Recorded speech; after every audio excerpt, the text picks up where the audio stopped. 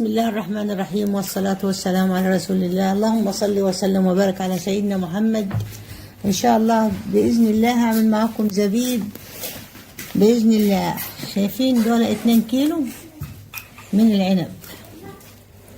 شايفين هنحوش الحاجة فيهم حمضانة ولا حاجة فيهم مش حلوة، هنحوش وهنغسلهم وننضفهم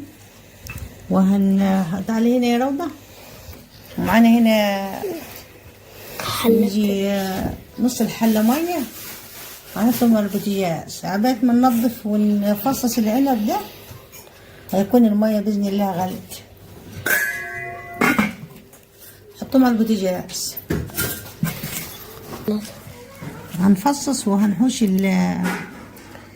اللي طايبة أو حمضانة هنحوش راح الطبق من جوه.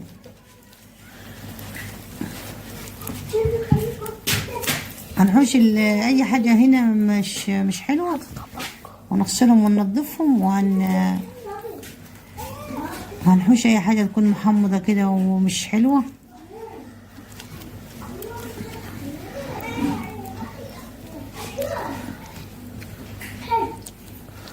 30 جنيه ولا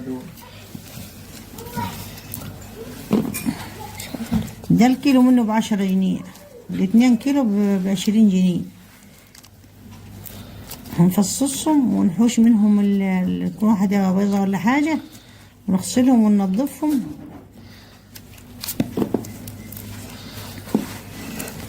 وهنفصصهم كده معاكم ونحوش اي حاجة فيهم مرضانة ولا مش حلوة. دي مش حلوة هنحوشها برضو. نحطه هنا عشان كل سنة وانتم طيبين. خلاص الشتاء داخلة وابتدى العنب خلاص. يلا كل سنة وانتم طيبين. جرب يودع، جرب يخلص. هو ده. متنسوش اللايك.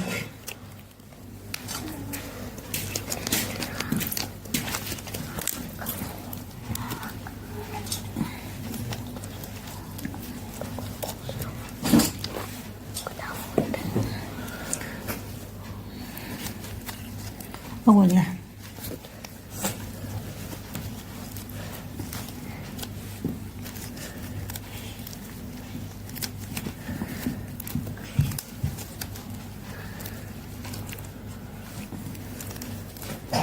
هاتيلي طبق وفيه شوية مية اغسله.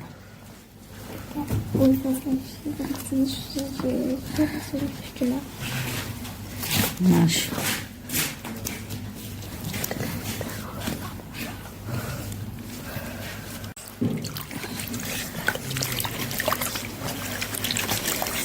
نغسلهم وننضفهم ونخليهم 100 بعدين نحطهم في المية اللي بتغلي.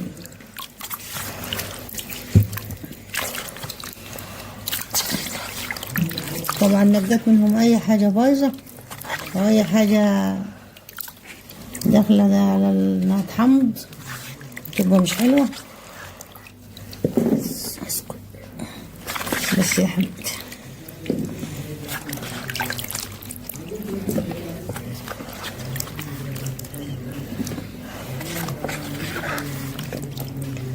هو مفيش احسن من الواحد يعمل الحاجة جوا بيته او يعمل حاجة ببيته وتلاقيها جاهزة في اي وقت.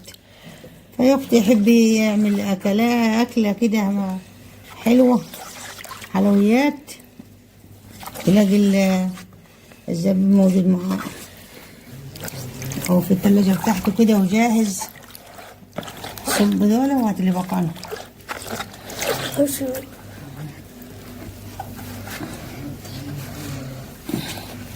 شايفين اي واحدة مش حلوة، اي حاجة فيهم مش صحية نهوش على طول. ما نخليش اي حاجة انها تحمض او تبوظ الحاجة بتاعتنا.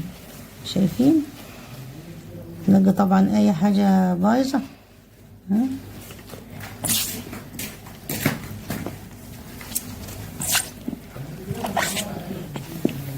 اغسلهم تاني. هغسلهم مرتين، مرتين تاني.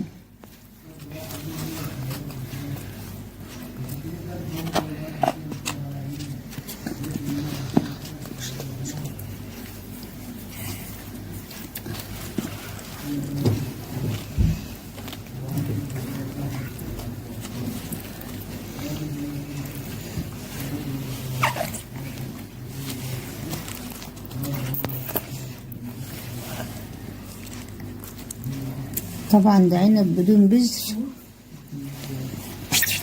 لازم ما يكونش فيها أي بذر.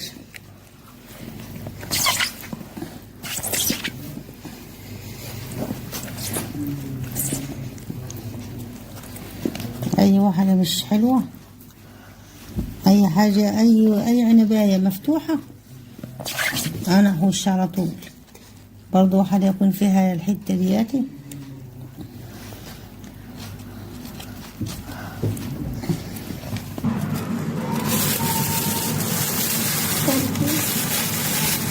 بسم الله الرحمن الرحيم.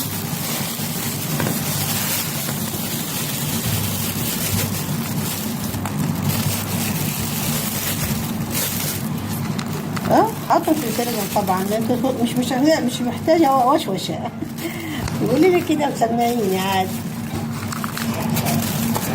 طبعا هم حبه يعني مش كتار، بس ان شاء الله باذن الله اعمل معاكم حبه اكبر من كده، يعني قبل العنب باذن الله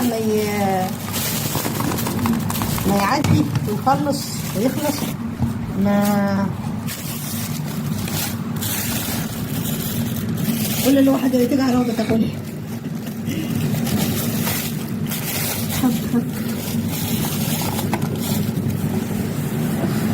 قبل العنب ما يخلص بإذن الله وأيامه تعدي أعمل معاكم حبة تانية بإذن الله، بس أجيب حبة أكبر من كده عشان أنا حبيت أجربها يعني. أجيب حبة نجيب إن شاء الله بإذن الله. بصي قسمتهم على قسمين. لا مش هقسمهم على قسمين. يلا يا روضة تعالي عندي هنا. بس هتروحي ماسكة الكيس كده وتفرغ الهواء خالص تماما من الكيس. حط ورقة تروح حاطة الورقة كده، ورقة زبدة، ورقة كراسة رسم. أنا حاطة كراسة رسم، ورقة كراسة رسم. مش كراسة رسم. ده فرق. مش مشكلة، ما تعقدهاش. من المكتبة. مش مشكلة، ورقة من الكيس، ورقة من المكتبة جابها روضة للمدرسة، أنا أخدت منها. بص شايفين؟ ما انت لسه كده ونسيبها شايفين؟ بسم الله ما شاء الله، يعني بالمكوى معايا. وهنحط الكيس كده لو احنا يعني لسه ما تأكدناش ان هي ما دخلش حلو، نروح كده عشان ما يخشش اي ميه من الفريزر، لان بعد احيانا الفريزر لما يبقى فيها حبه ميه. شايفين؟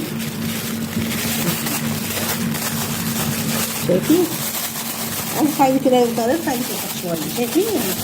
هما طلعوا معايا كيسين غيرهم شايفين. بس ان شاء الله باذن الله هعمل كميه اكبر من دي باذن الله. شايفين فرستها ازاي؟ لازم نطلع الهواء منها تماما، مفيش اي هواء فيها. عملنا كيسين اهو، وانا بس بنقليهم فعلا الملبسين العين البعوض ولا خالص. شايفين؟ والسلام عليكم ورحمه الله وبركاته.